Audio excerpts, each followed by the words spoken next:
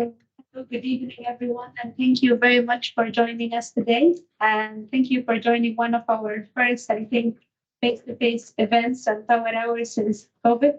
God, this has been really a while. We tried to maintain active during the pandemic.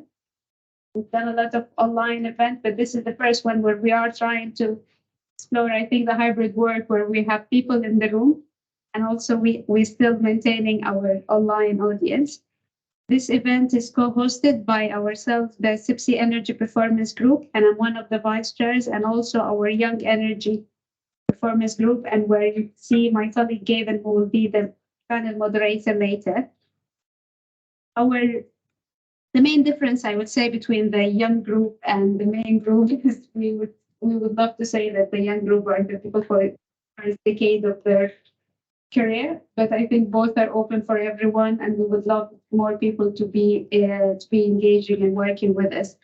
Our mission is all about energy performance and how we can drive this more and more. We are providing a lot of support in terms of regular news through Twitter and email. We have an Ask Expert Q&A active on LinkedIn, Carbon Bites, where you can see a lot of experts writing their views and thoughts and different ideas, and also power hour like the one we are doing today, in addition to us trying to be active, maintain our ability to respond to the governments in terms of, this rapid world of changes and regulations. So we are actually trying to be part of this debate. Power hour, as I said, this is the event that you are attending today. We are trying to make it in 1 hour, just securing the name, and half of it will be the presentation that our speakers nicely prepared for us, and the other half will be a debate where we are looking for your inputs, your questions, your comments, both online and from the audience with us here in the room. And if you are curious about past events, I'm pleased to say that you can see here, like a lot of the past events are already recorded, and you can go to them if you would like to explore. Maria, I think this is reminding me that if you would like to record this event. Our speakers today that I am hosting, my name is Ro'ava Bikr. I'm London Performance Lead here in Port Harcourt, and I'm also one of the vice chairs from the CIBSE EPG. You can see Ibrahim and Lucy with us today. They're also part of our committee. The speakers we will have today, we will have Richard. Richard is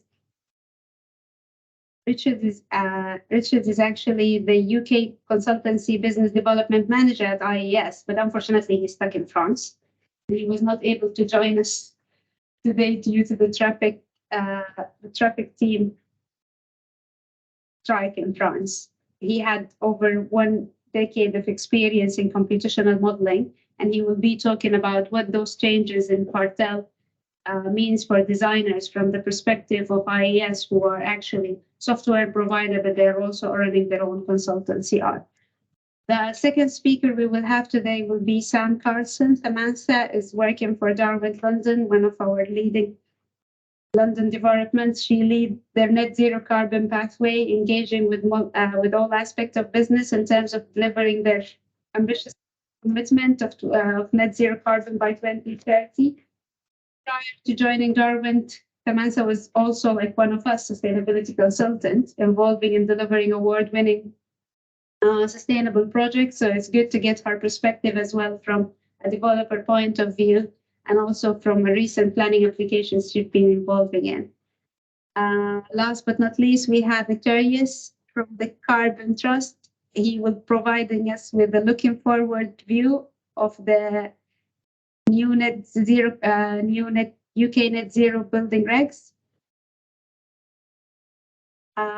He's working for the Carbon Trust Commercial Real Asset Lead. He represents Carbon Plus and the UK Net Zero Carbon Building Standard Committees, where he sits in the steering group, and he's also he was also chairing Task 3, actually, which is responsible for reporting, disclosure, and verification. So it will be very interesting to hear your views now, looking forward.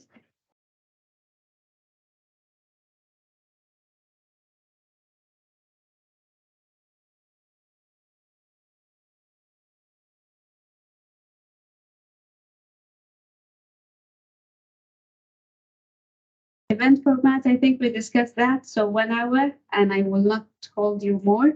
But I thought before doing that, maybe it's just a quiz time with Lucy, our EPG secretary, just to test or tease a little bit how much you know about Partel. And let's try to see if we will be able to get some of the answers.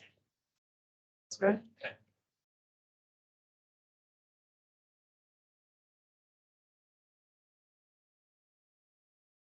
Yeah, it's just okay. It's a quick quiz, 3 questions. So for those of you in the room, if you put up your hands, and those of you online, please think about this to get you in the mood. So it doesn't matter if you get these right or wrong, by the way, just to kind of gauge your knowledge on Part L building regulations. So the question number 1 is, when did the latest edition of Part L 2021 come into force? The choice of answers are June 2021, June 2022, and June 2023. So can we have hands up for A, 2021? Hands up for B, June 2022? And hands up for C, June 2023. Okay, yeah, bingo. It's been just over a year since the updated Part L was issued. The more knowledgeable among you in this particular subject matter will know that the current edition says incorporating 2023 amendments. So there have been some additional ones since then.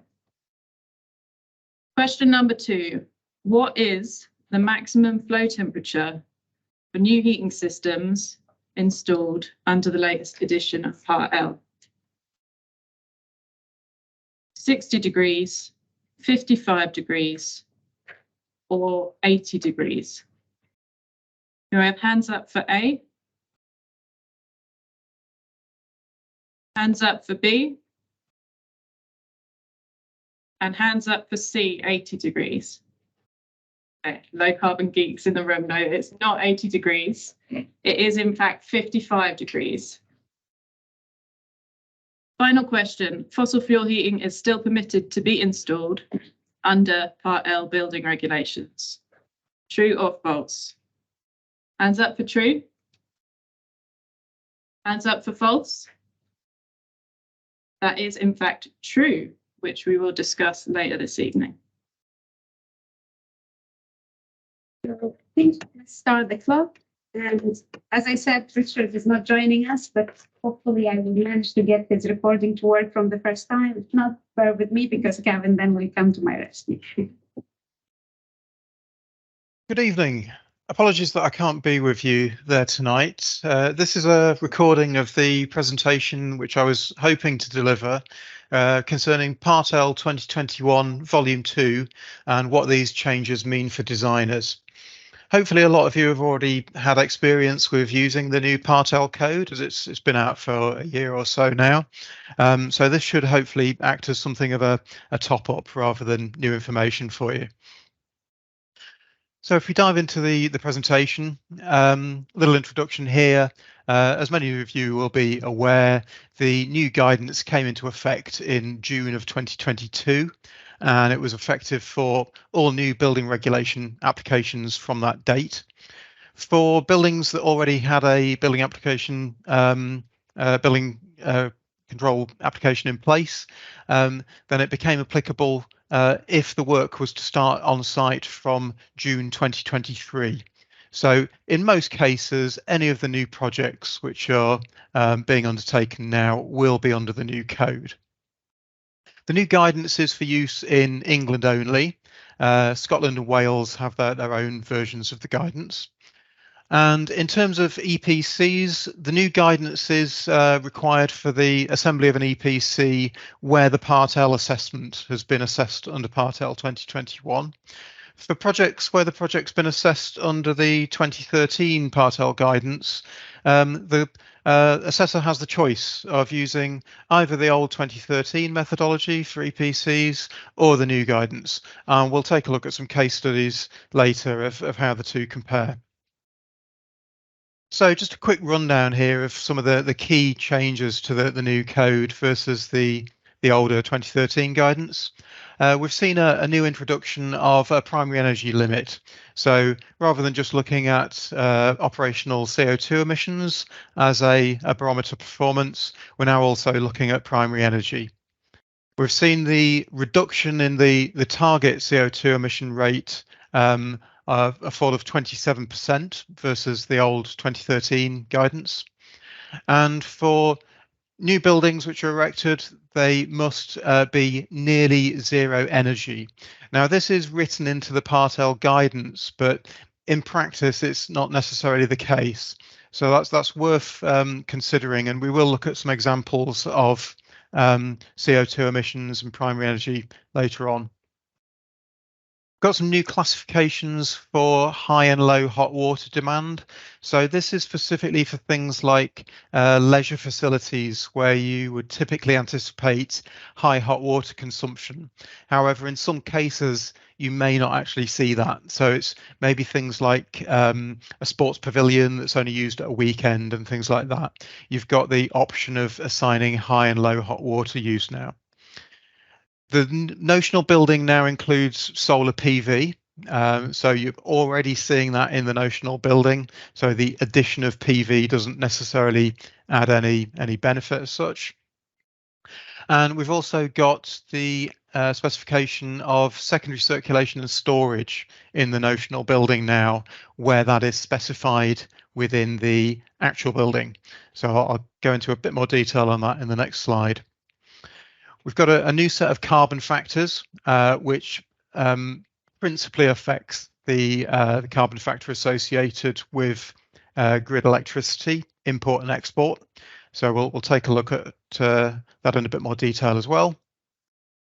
There's been a revised approach to lighting illuminance and how that's included in the model, and a revised approach to how primary energy is accounted for and the use of on-site energy generation within that calculation. All the new assessments under Part L 2021 are now assessed using the test reference year 2016 weather data sets, as compared to the 2009 data that was used under the former code. You've got a few additional HVAC options to select from under the new guidance, and there's also a new approach to the calculation of fan energy, which takes into account demand control systems. So we'll just take a look at some of the more important ones out of those new changes. Obviously, the new addition of a primary energy target is a big one, and you can see there the screenshot from the first page of the Bruckle document. As with target emission ratings and the building emission rating, you now also have a target primary energy rate and a building primary energy rate. And in order to be compliant, the building primary energy rate must be lower than the target primary energy rate. In terms of the calculation of solar PV, there is an algorithm within the software which models a quota of PV within the notional building. And this takes into account foundation area, the conditioned area, the number of floors, and the HVAC system type. In terms of the HVAC system type, where a building includes space heating, which uses a heat pump, the notional building PV quota is reduced on a pro rata rate. So if you were to have 100% space heating using a heat pump, there would be no PV included within the notional building. Likewise, if you had no space heating that includes a heat pump in the notional building, the PV would be accounted for at the full quota. In terms of the secondary circulation loop length and hot water, this is calculated based on the notional building geometry, and the the heat loss from the secondary circulation loop is accounted for at 8 watts per meter, which is reasonably high. So you should be able to quite easily better that within your actual building. This is useful for any building type where you typically expect a secondary circulation loop, such as a hotel, student accommodation, care home, those sort of buildings. Under the previous Part L guidance, there was no secondary circulation loop included within the notional building. So when it came to the calculation of hot water demand, you would often see the actual building incurring much higher hot water energy consumption than the notional building. That's now been corrected, if you like, under the new guidance, and that's taken account of. In terms of the account of lighting, the notional building now accounts for lighting with an efficacy of 95 luminaire lumens per circuit watt, which is representative of a reasonably well-performing LED light. So the specification of LED lighting essentially no longer provides you any significant benefit, whereas it previously did under the former guidance. Any demand control ventilation now affects the auxiliary energy rate, which wasn't previously accounted for. And the non-repeating thermal bridging in the actual building has now increased from a default of 10% to 25%. So a significant uplift. And we'll talk a little bit more about that in our final finishing notes. And finally, in terms of the calculation of temporary buildings, such as porter cabins and temporary classrooms, those sort of buildings, the age of the units is accounted for within the target primary energy rate. Obviously, that there wasn't a target primary energy rate under the former code, but that's something to be aware of under the new guidance. So if we take a look now at the carbon factors, this is probably the main issue, I'd say, which influences the outcome of the assessments under the new guidance. We can see that we formerly had a relatively high carbon intensity under the old 2013 guidance of 0.519 kilos of CO2 per kilowatt hour. And that compared to a significantly lower carbon intensity for the use of natural gas. Under the new Part L 2021 guidance, we now actually have two carbon intensity profiles, one for grid export and by PV, and another for grid import. So where we have a PV array specified, you will incur a PV carbon intensity which has slightly higher carbon displacement rate during the winter as compared to the summer. So it slightly incentivizes the use of the export of PV generation during the winter. Excuse me.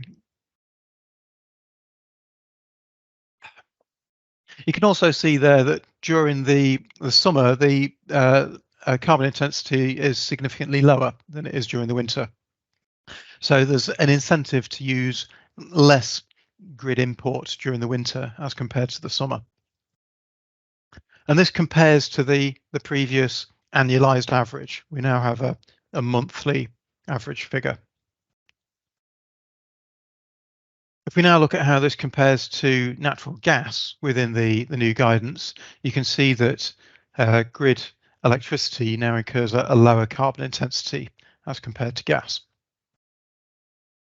So we've seen only a small reduction in the carbon intensity of natural gas between the two versions of Part L, but we've seen a very large reduction in the carbon intensity of grid electricity. And this has implications to the way that the assessment is calculated. So the primary consequences that this has on the model is that grid electricity carbon factor under Part L 2020-21 is far lower than it was in under the 2013 Part L. And any HVAC systems using electricity, or rather systems at all, including lighting, etc., using electricity, incur far lower carbon emissions under Part L 2021 than they previously did. Likewise, any energy generation systems such as solar PV and CHP achieve far lower CO2 displacement because the carbon intensity is much lower.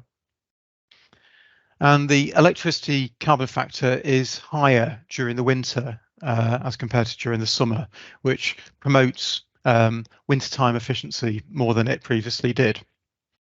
And PV generation is also incentivized during the winter, with the monthly carbon intensities that we showed earlier. So does this all mean that the use of electricity is far more favourable than natural gas? The answer to that question is not as such. It really depends on the specification of the notional building.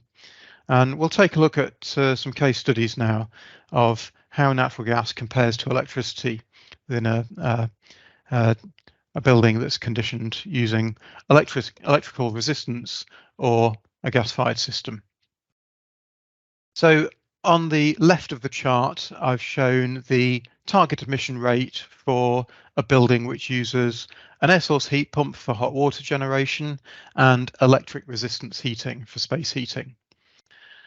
And on the right of the chart, we've got the actual outcomes from the same building as compared to a gas-fired space heating and hot water generation building.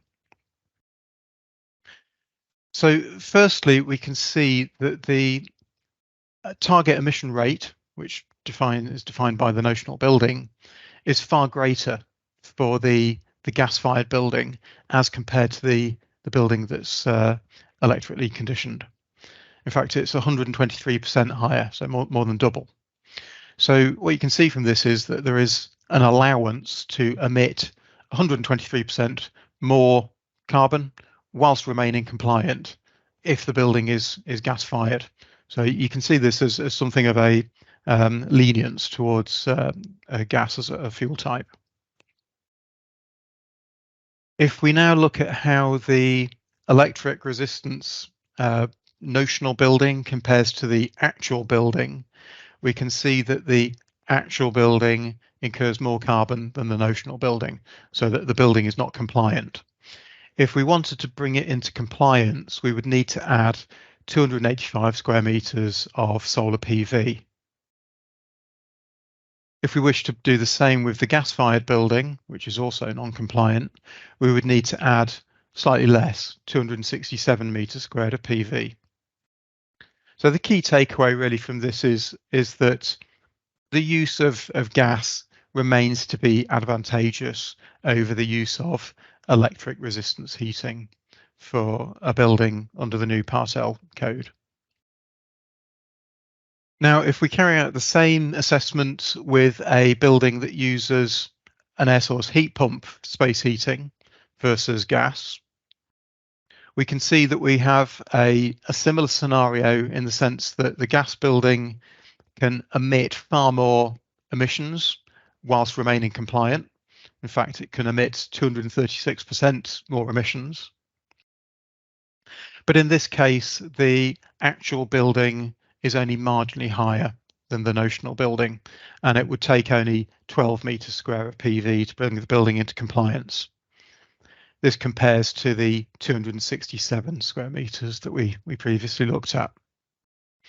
So the key takeaway here is that that space heating via a heat pump offers a superior TER/BER outcome as compared to the use of natural gas or electric resistance heating. Now, I did mention previously that all new buildings assessed under the new code should be near zero energy. I've not actually got the charts available within this presentation to show you, but in terms of the actual energy emissions from these buildings, the relationship between the TER and BER was similar between the relationship of the T/PER and the BER, the target primary emission rate and the target building emission rate. We found that it's not actually the case that a building has to be near zero energy, and particularly for buildings which are gas heated, the allowable energy consumption was actually quite high. So it was nowhere near the near zero energy, which is promoted through the new code. It's something to be aware of. So if we now look at how these two assessment types impact EPCs, I've got 3 example buildings here which use different HVAC system types, and we'll look at how the EPC performs under the new and old code. So in the first example here, we have an office building which has space heating and cooling via a heat pump and point of use domestic hot water heating. If we were to assess the building under Part L 2013, the EPC would be asset rating of 28. If we were to assess that building under the new code with exactly the same specification, we'd reduce that down to 18. So that means the difference between a B rating and an A rating.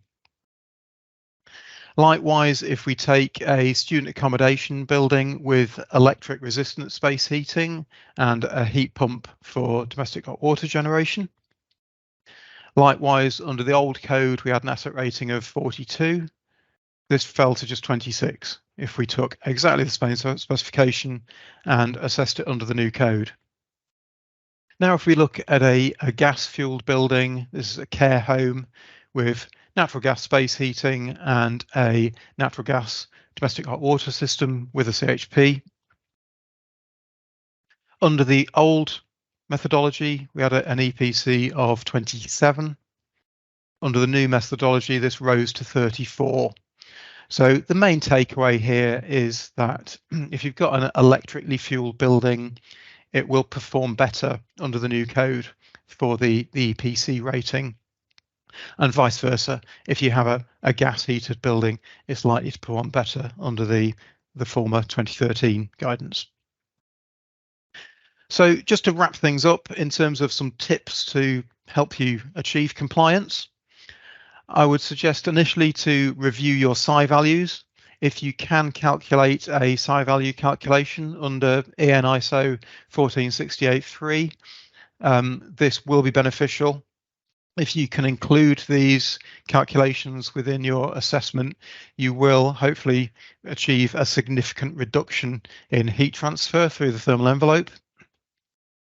I would suggest that CHP units are no longer viable under the new guidance. The benefit that they offer is really quite negligible compared to how they used to perform under the Part L 2013. I would suggest giving some consideration to solar thermal. This now achieves approximately twice the carbon savings of solar PV per unit of collector area. So it's certainly worth looking at for buildings with high hot water heating demands, such as student accommodations, hotels, etc. I would suggest not to bank on the use of solar PV as a get out of jail card at the end of the project. It's quite often been the case that buildings don't perform as well as they were designed to perform at building handover, particularly in terms of air permeability. And PV was often specified to counteract that. Because solar PV now achieves far lower carbon displacement, that's not really an option. So you do need to make sure that your building is performing as designed during the design process. It's important to assess early, make sure that you're on track to meet compliance early on because it is somewhat harder under the new code. And also consider the bigger picture. Although gas may be viable for Part L, it may well not be suitable for additional compliance such as LETI, BREEAM, GLA London Plan, etc. So just to finally finish things off with a point for thought, if we look at the carbon factors which are used under the new and old guidance, got the old Part L carbon intensity there of 0.519, the BEIS long run margin 2022, 0.264. That's a figure that's often used for carbon accounting and ESOS assessments, etc. And we can see there that the Part L 2021 figure is the lowest of the 3, with a variable monthly rate. If we now look at how this compares to the actual half-hourly carbon intensity of the UK electricity grid, you can see that there's actually very little correlation. And this does impact the accuracy of carbon emission assessments using these default figures. So if you're interested to understand what impact that might have, I am holding a talk in 2 weeks' time at CIBSE Build to Perform. It's on the Wednesday the 5th at 11:30. And if you're interested to understand what the impacts are on grid resilience, cost and carbon savings of using more accurate carbon intensity data, please come along, and hopefully that'll be of interest to you. Thank you again for listening. Apologies that I can't be there, and I hope the rest of the evening is a great success. Thank you. But now, hopefully, we are going back to the online in-person speakers. So, Sam, I think it's over to you.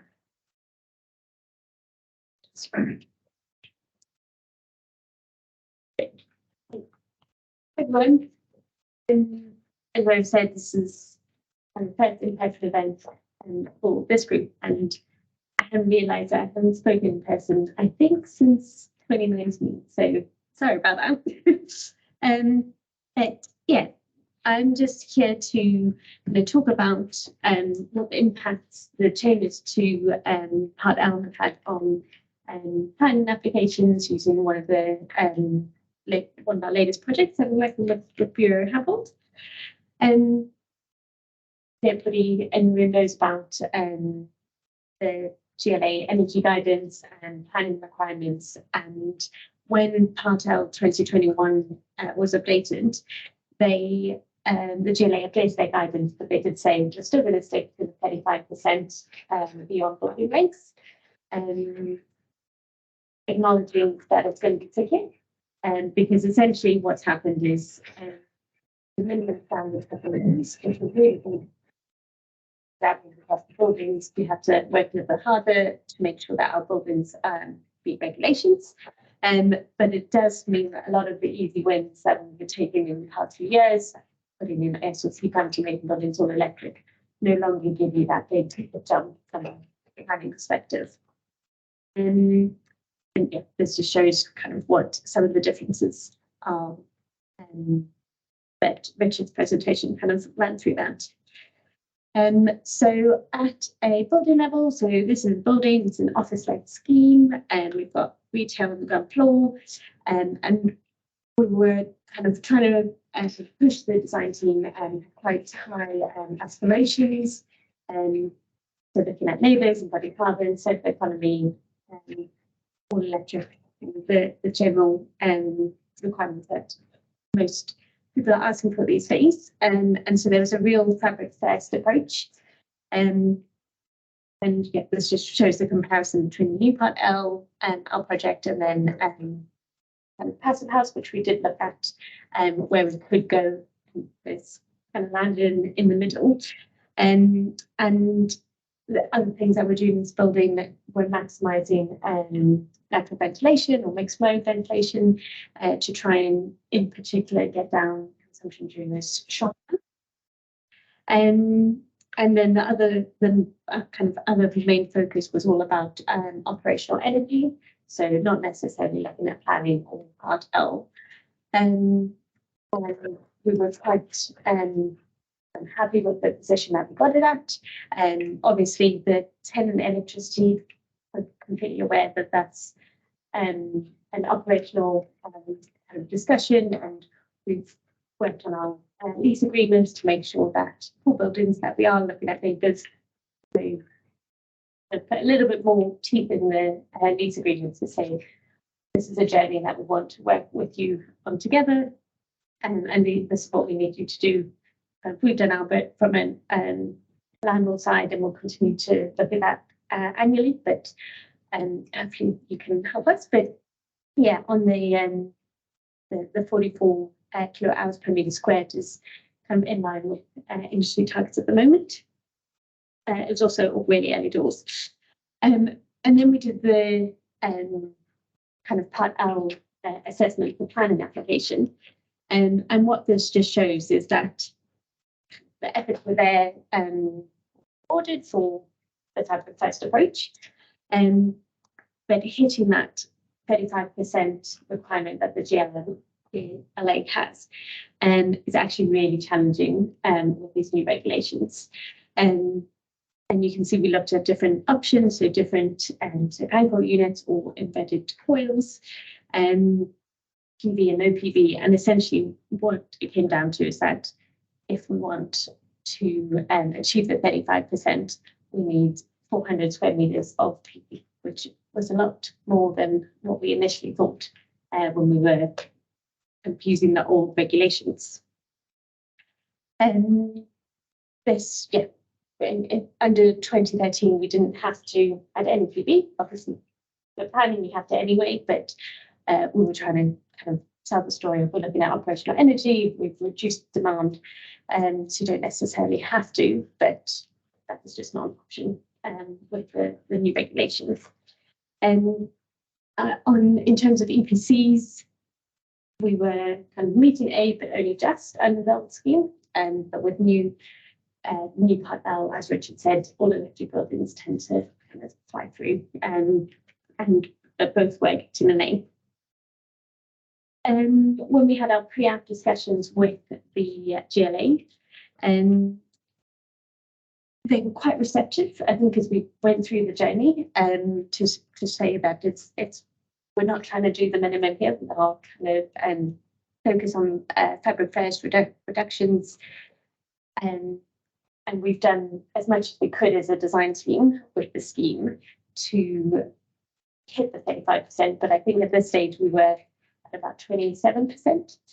And the GLA representative was really quite reasonable, and they said that they could see the journey, and when kind of submitting the planning application, make sure that we've put in a kind of a clear route plan detailing where we are putting the PV, outlining why we're not putting PV in certain areas, and making sure that we kind of talk about the operational energy side. I think one of the things that we found is, and we've had some comments back on the planning application now, they do want a really clear commitment. I think we will pursue neighbours for this building, but they came back and they asked for a lot more detail.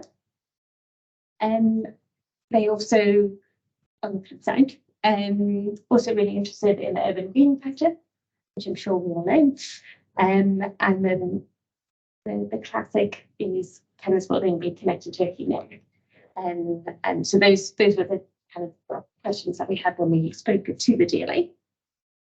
And one of the things that is kind of when we're thinking about developments is optimizing roof space, and roof space is now a complete premium, and this is for a number of reasons. Because we've moved a lot of our plant from the basement to the roof, we're kind of losing some roof space there.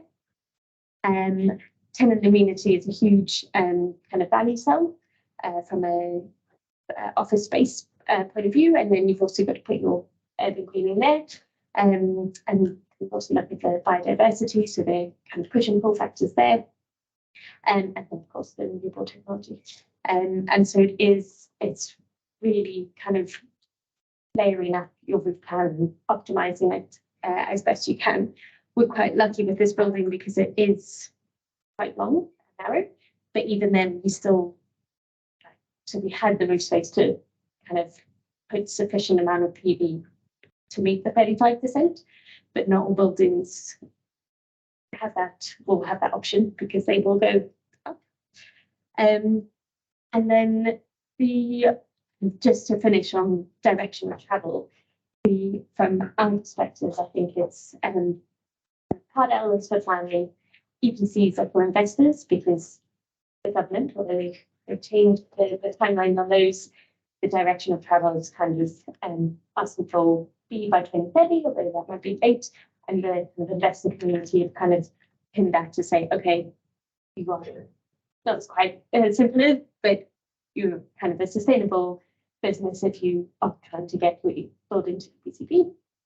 But for us, it's about operational energy. And so focusing on the operational energy, that's the main one where you'll get actual reductions. And so using NABERS as the proxy for the certification for operational energy is where we're focusing on at the moment. But there are lots of different kind of guidance out there. And so we are very excited about the net zero carbon standard, which Notaris will be talking to you about.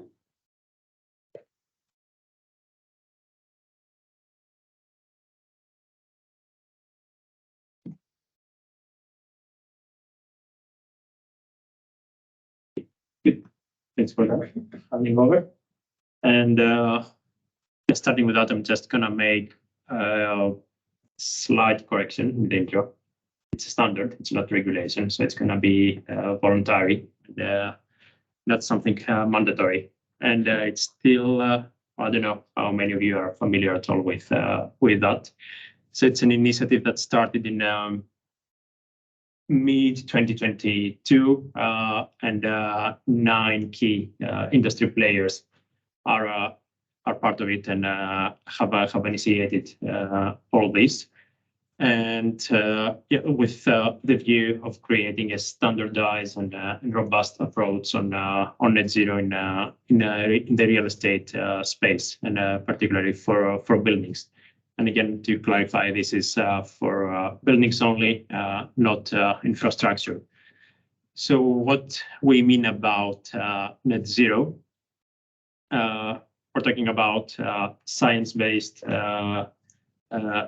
targets and aligned with limiting the degree increase in global perspective by 1.5 degrees by 2050. And this is the primary definition we follow for the standard, and this will apply to buildings and see how buildings contribute into this trajectory.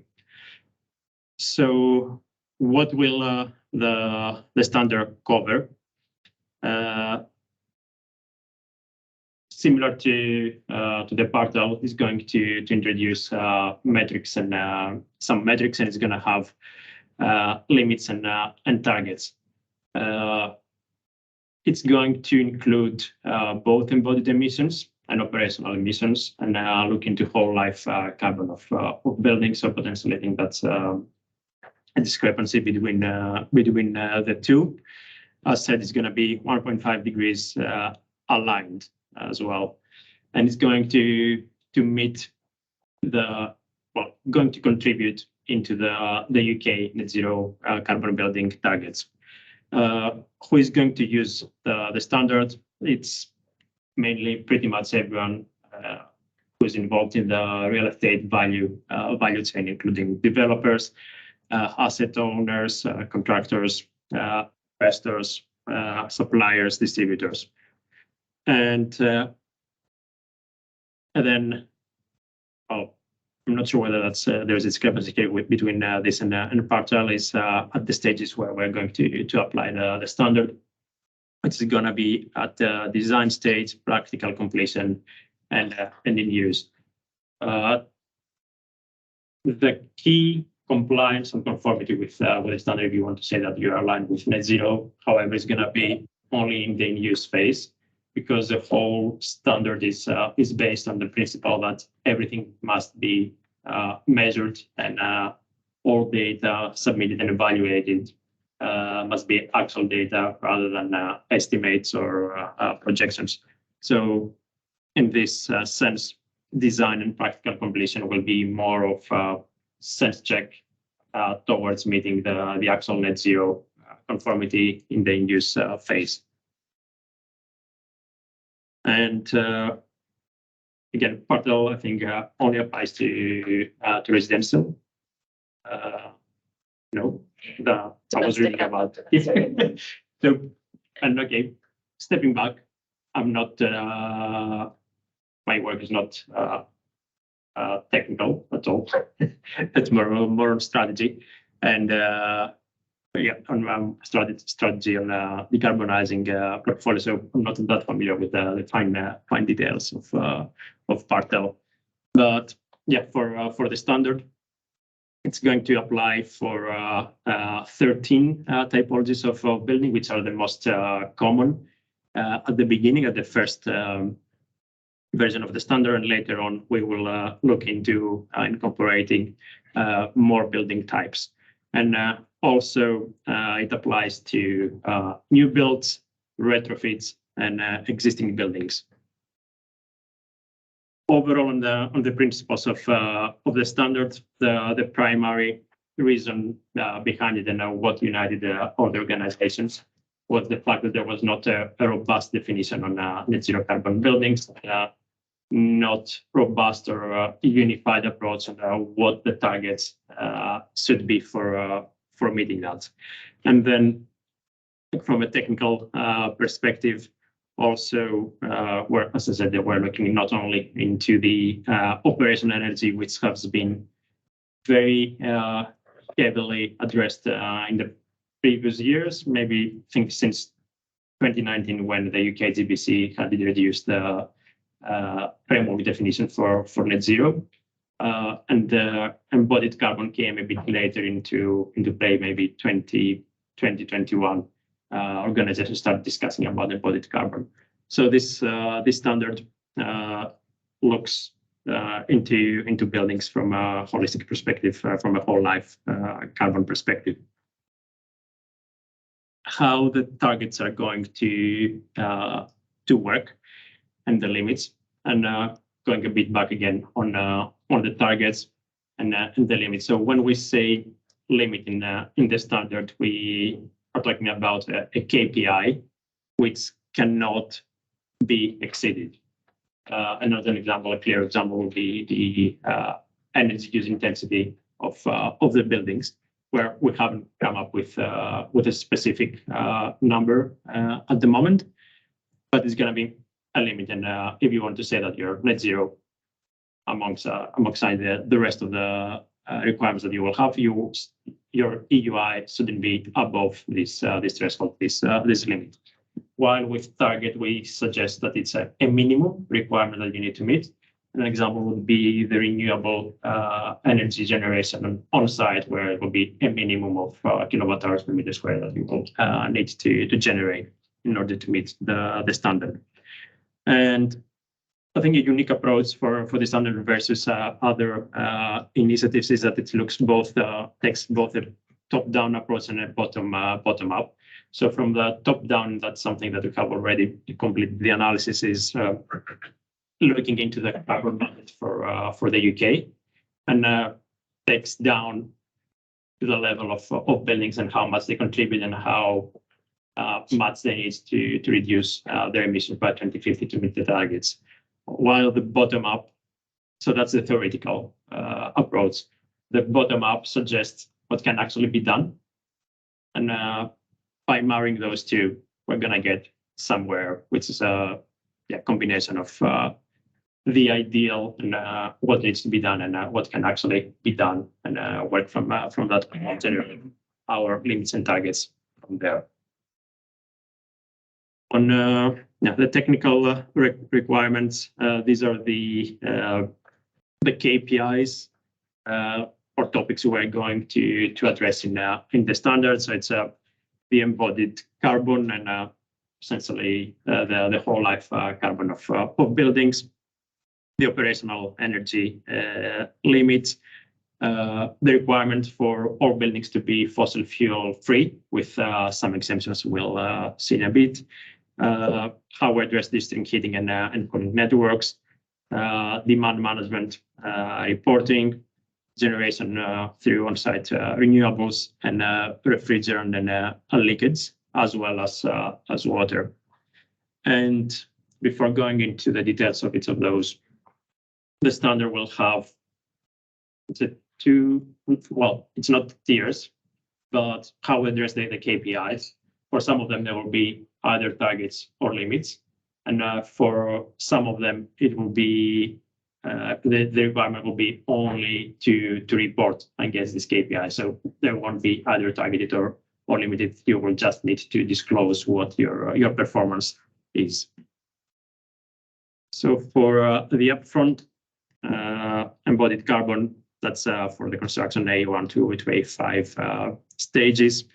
There will be specific limits developed, and that will apply for existing buildings when we will above a threshold of renovation is happening, and also for office, retail, and hotels, where in this case we're looking into limiting the refit or the fit out. Again, for that, it's an open discussion because the industry lacks data, and we don't know whether we'll be able to address that at the first issue of the standard. And on the retrofit, when the envelope, there is an renovation of the envelope which is above 20%, 25% of the whole envelope area, or there is a significant mechanical equipment upgrade. For new build, I think it's quite obvious. It's a new build. You need to limit your construction, and for reuse of existing buildings is where over half of the building, essentially, of the existing slab is demolished, and makes it new and retrofit again. It's when the threshold is below 50% of the existing slab, and then you have an extension of your floor area. So A1 to 5 needs to be limited and reported. The rest of the embodied emissions going to up to C4, they need to just be reported. As I said, it's the limits are going to be based both on top down and bottom up analysis, and again on the actual data, the reporting for A1 to A5 will need to be on actual as built quantity, and EPD, the use of EPDs, will be part of the reporting requirements.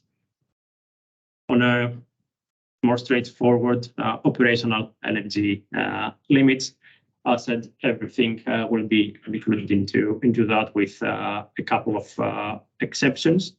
One would be the EV charging, and I think the idea behind that is because it's essentially outside of the building boundary, and then heavy process loads, and heavy process loads is mainly for industry. And again, there is the caveat that the industry or sector where these emissions are coming from has a clear decarbonization pathway. And a very good example would be the steel industry or cement, where there are clear pathways from science-based targets for decarbonizing the industry. So process modes in order to manufacture steel or concrete would be excluded. And the limits will apply both to all actually new build, existing buildings, and retrofit of buildings. And new builds will have their own targets, their own limits, while existing buildings and retrofitted buildings will have another set of targets, which will apply equally to both of these. On fossil fuel-free, again, the principle is that the building must be fossil fuel free, except from the case I explained earlier about processes and the emergency backup for which is essential to have. And why it's allowed for the emergency backup is because currently it's where the market, the commercial uptake for batteries, it's prohibitive both from a cost perspective as well as space. And funny building, working with Lucy in the same organization, and our building, the new office, is less than 1 year old, and it's up to very, very high energy efficiency standards, and they were looking to create backup through battery storage. And I think it's around 10 floors now, the building, something like that. In order to have the capacity to address the backup situation, the calculations when they were in the design stage was that they needed another building, let alone the cost on that. And on district heating, what we're gonna look into is only how it contributes into the operational energy of the building. We're not gonna look into the embodied emissions for that. On the demand management side, that's gonna be something that's gonna be only reported, and now we're gonna look only on well, at least at peak demand and time of peak. These are the two KPIs we have reviewed so far. Potentially others will be introduced by the launch of the standard, which is expected to be at the end of the first quarter, beginning of second quarter in 2024. On-site renewables, as suggested there, we are going to target those. There is not, again, there's not a definite target for the yield. These are some estimates, but to be confirmed on one-story industrial, other buildings, and for houses and low-rise buildings. The idea is going to be that's going to be lower based on the floor area or the roof area available. And again, there will be some flexibility on how the rule applies, and that has to do with restraints, because ideally you can have PVs, but if your building is shaded from all places, or there's not enough roof, or if it's a high-rise building and you cannot yield enough electricity, these things must, well, reality must come into play. On refrigerants and leakage, again, the refrigerants will be limited, but that will be on a global warming potential on that basis. And there will be the requirement for refrigerant leak detection, and also to report any refrigerant leakage and the associated emissions. And I think that is pretty much it.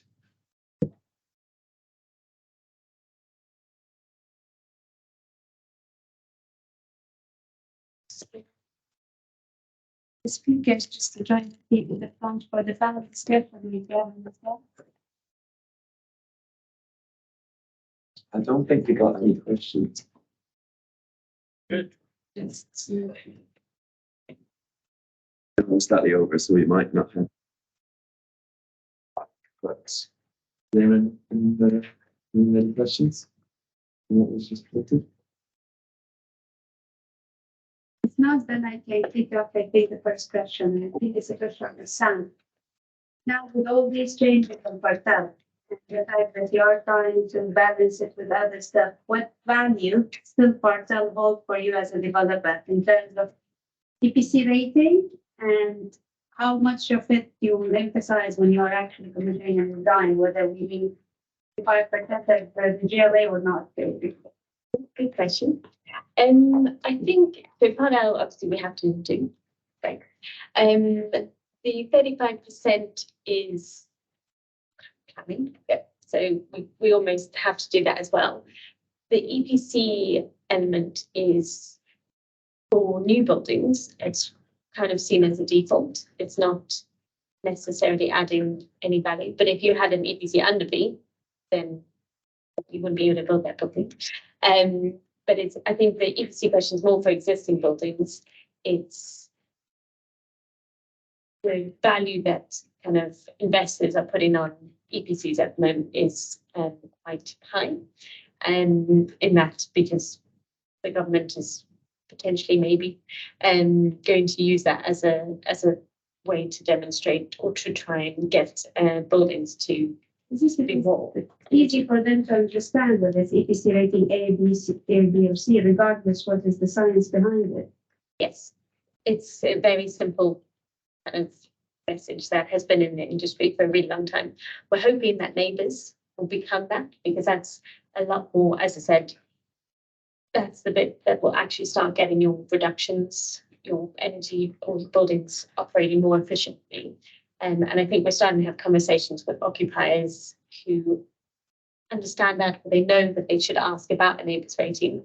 I don't think the whole industry really understands what neighbours will mean for existing buildings, but or for operating buildings, and because the first ones are only coming up now.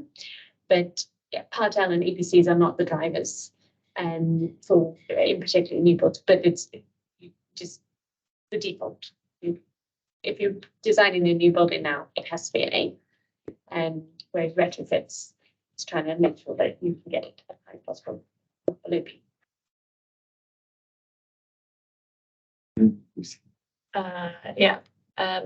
Nectaris, in the presentation on net zero building standard, I wasn't familiar of what A1 to A5 referred to. Would you mind just explaining that a little bit? Yeah, so that comes from the RICS breakdown on the life cycle stages of the building, and A1 to A5. A1 is it's from the start of the progress until the end of the development. I can't remember the exact terminology. A1 to A3, I think it's a further phase, like this is upfront target, and then you have A4 and A5 to cover waste and transport. But this is all upfront embodied carbon. This is not including operational energy, which I think captured what the said. So yeah, essentially it's everything, all the emissions associated with the construction of the building up to the point that you have the key to use it. Question? Yeah, I've got two questions. First one, Samantha.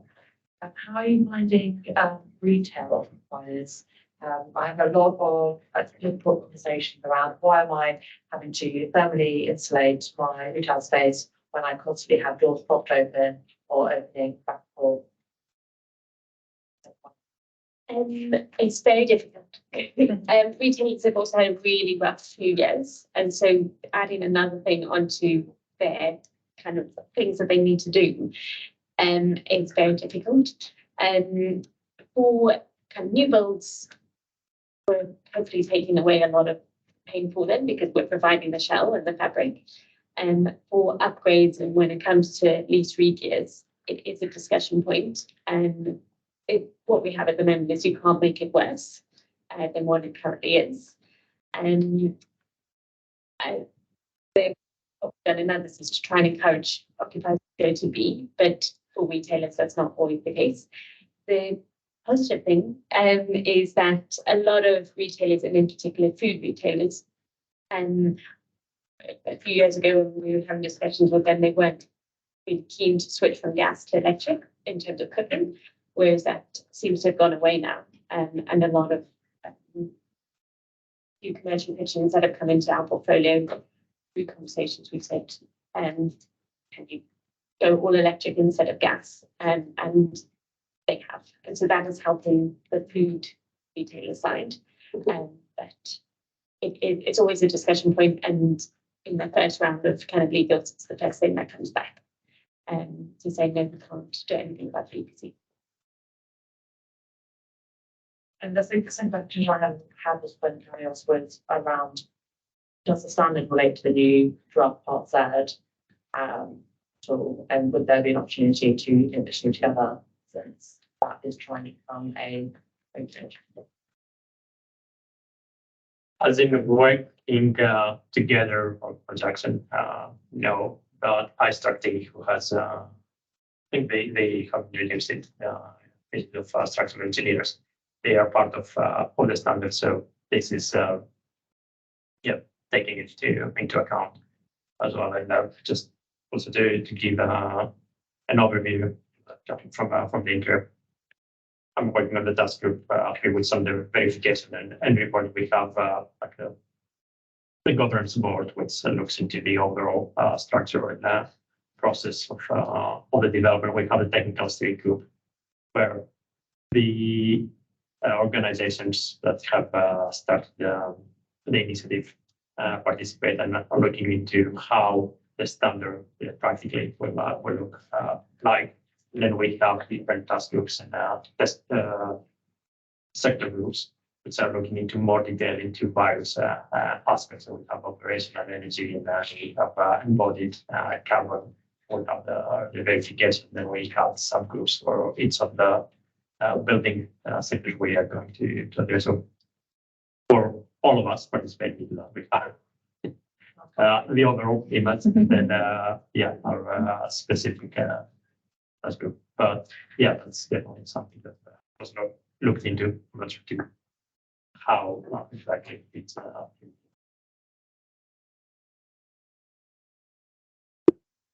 Sorry. Hi, I'm Amiran to work for TFL. And question for the carriers. What's the scheme, what's the incentive scheme for stakeholders for this standard? How do we approach investors or stakeholders and say, what do you get in return? In addition to all this new requirements, obviously toughened part L, we also have Building Safety Act, which is going to compete with us and will take a lot of energy and investment to comply and tick this box first. What's the incentive in under this scheme for developers, for investors? Or Yeah, so the next step over part L, the part L suggests like the minimum requirements you need to take in order to comply. It doesn't necessarily take you to net zero, while this is exactly the standard is doing. And you can think of it now maybe on a different, slightly different approach, and some suggestion about the EPCs and how the building stock, the existing building stock, in 7 years pretty much needs to be upgraded. And there were research in London, I think 65%. maybe 70. Yeah, I think it was maybe 67 or something. Of buildings currently are not compliant with that, and there's a huge investment that needs to be taken. Thank you. So it's future proofing, looking way ahead into the future, 2050, essentially, and future proofing your portfolio while also meeting the country net zero carbon targets. Thank you. And I guess a lot of investors have net zero targets for all their portfolios, and the net zero carbon target is net zero carbon standard. My take is that it's accounting for all the shortfalls of kind of the targets and that we have at present. So I guess it gives them, clarity that what they're doing is going to be exactly future-proof net zero when the standard is. So yeah, and it can be itemized instead of looking at if an organization currently doesn't have many might have the targets, but not the implementation plan, then looking at individual building, whether they'll be corporate or investment buildings. That's at least a step forward for definitely. Yeah, and it might become an easier, as you just said, kind of an easier way to say, is this building net zero? Yes, no. Or when it will be, and what we need to do to make it. And hopefully make it easier to compare different buildings, because at the moment it's very difficult to do that for investors. And we get lots of RFPs and people coming to us to be like, okay, I've seen this number. Does this number relate to that number? Even though they're both embodied carbon or they're both operational energy, the codes and the things aren't always the same. But you're going to have specific buildings, and for its specific type of buildings, and for its type of building, we're going to have a clear target. It's going to be pass or fail, and you're either than you. super clear, and from a financial perspective as well, for green loans or from green loans perspective or sustainability linked loans, the KPI will be the KPIs will be very clear for them to finance. Yeah, Chris. So, just to clarify them further, question for Sam would be, how do you see coordinating the various standards like green or neighbors, UKGB, UK, as your standard? We have to do all of them. It's probably better to clarify this concept. And a question for me, is timescales for refining the details of the standard.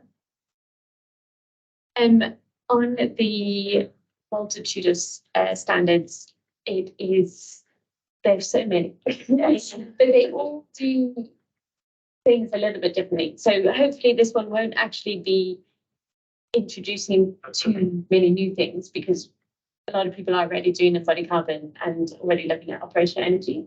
So as long as it uses neighbours, as a way to demonstrate compliance, kind of net zero or embodied carbon or whole of carbon and neighbours, at least that will fall under one. Because it's still very much in planning applications or planning policy, I don't see that going on. And again, hopefully they're going through an update at the moment of some of the certain elements, and once that's available, that will be like an automatic compliance, or at least the same level. And there's also more focus on health and well-being, and so it's at the moment on our design teams we do ask for almost everything. We also have a few American occupiers who ask for lead, which is basically the exact same as BREEAM. We still ask for it, so it's very annoying. We kind of appreciate that, but different kind of stakeholders use it in different ways, and that is it's just going to add to it. Hopefully, in a few years' time, some will be paid back, because actually the net zero building standard is the one that's answering all the questions, but there'll still be daylight, and there will be UK net zero standard as well. Yeah, there's a lot. It's quite difficult to decide and cross some ultimately. It just gets pretty tricky. Yeah, exactly. Just become Part Z, then lower is fine. Yeah, not very long. I think, yeah, that's something people actually want to see. Just to add on the complexity, I don't think it's complex for the zero carbon standard. It's super clear. It's not something relative. It's you have a residential building, you need to meet this and that, and you need to have the evidence and verify this evidence, and actually prove that you've met these targets, nothing more than that. I guess the challenge is around getting the data, all the data. But you might see that it's challenge because now it's not happening expensively on the embodied carbon. But it's also an opportunity, because when you have data, you can also see where you're lacking, and you can improve your processes. And that's something that was happening with operational carbon. And it's time to do the same with the embodied carbon, even if you don't meet the thresholds for your next project, even that you will have mapped all the processes, and the construction will be able to do that. So that's on the complexity, and on time scales. Pretty much what I've shared from earlier is a summary of the consultation document that was out earlier this summer, and we're currently analyzing the responses, which are going to be incorporated into amendments for the standard. Started the writing process, the drafting, very stages on that. The idea is to have it ready next year, after first quarter next year. Cool. I will take two more questions. embodied carbon, would you be looking at suppliers and manufacturers to have accurate figures for every product?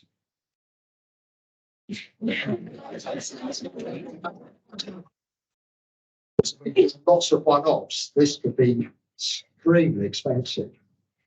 It could be, well, it's very, again, an APD is a lot of it time and effort and expensive. But where I would like the industry to go is that you have to have that. Otherwise, how do we know what our embodied carbon figure is?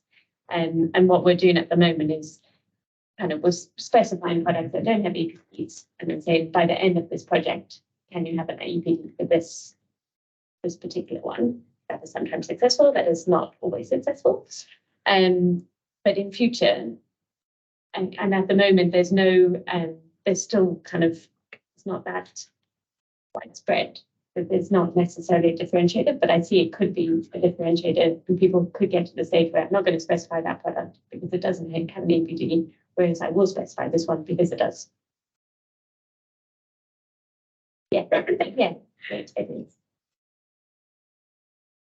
For the presentation was very useful. I have a question about the embodied carbon as well, because we all know embodied carbon is getting more and more spotlight recently. So I wonder what will be the trade-off between the embodied carbon and operational carbon. So I'm an environmental designer working for Fossil Partners. So as an environmental designer, we always push for shadings for the buildings. So that in that way we can reduce solar gas, we can reduce the operational energy. And then at some point there has been a new version of the design process. We will ask by the architect what will be the impacts on the embodied carbon when you have this horizontal shade.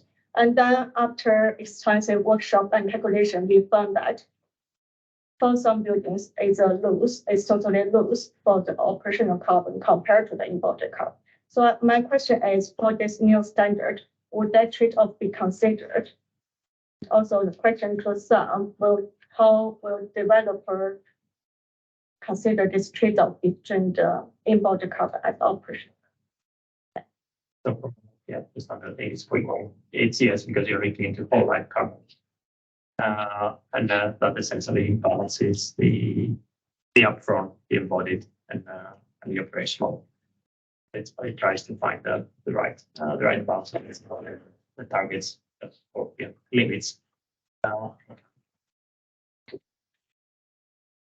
It's a very good question and actually came up on one of our projects recently. And I remember when I was a sustainability consultant trying to put shading on their building.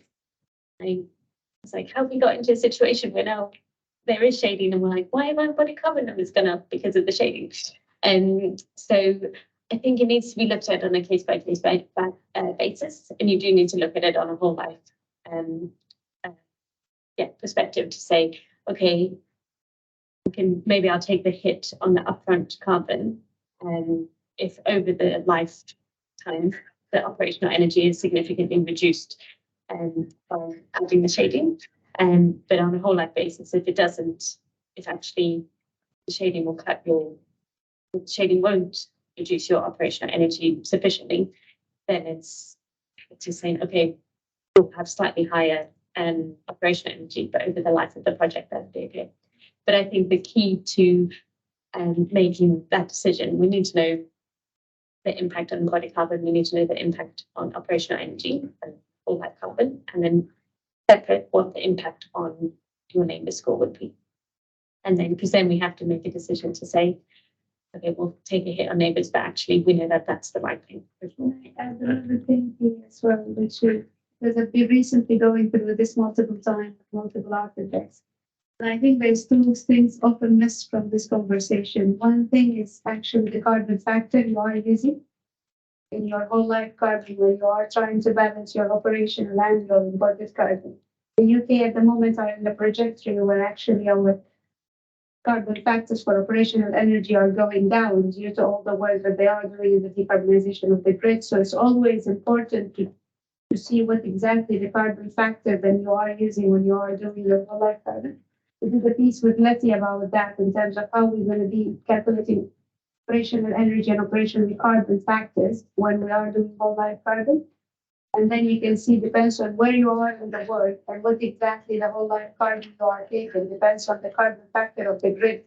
The answer regarding shading might vary completely from a job in the Middle East, for example, compared to a job here, when we do have the decarbonization. The other factor I think is, and not criticism to architects, but they've been using shading for a really long time with different way from the jail card. There is, I think, now a need, because now they are accepting shading, it could be part of a design that they are doing, but what about reducing the amount of glass on the first place? And sometimes this is where it gets contagious. And this is maybe where we need to shift the conversation more, because it's not only about adding shading after building or whatever amount of glass that they are thinking of. This is the bit where I think these two factors, we are able to include them. And I agree with Sam, it's always going to be a bit case by case, that the carbon factor you are using, the amount of glass you are starting with before even adding shading, I think they work. Yeah, I agree with you. I think in terms of the facade optimization, the first step is always reducing the water, and then the next step is to add in shading. Yes, and you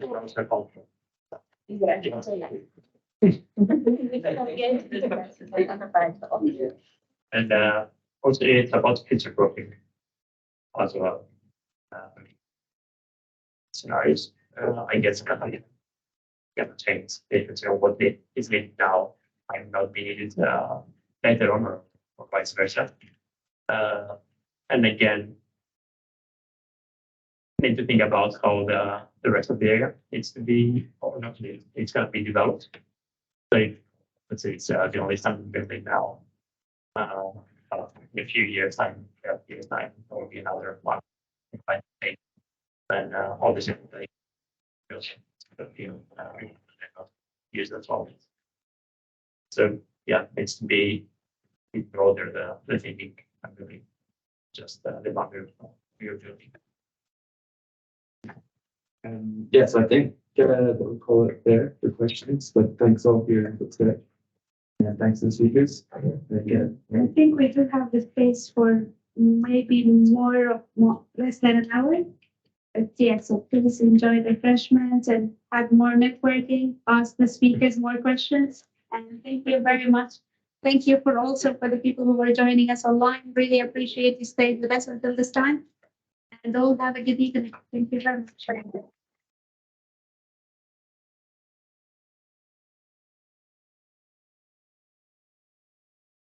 And yes, we will send the recording, including the IES missing.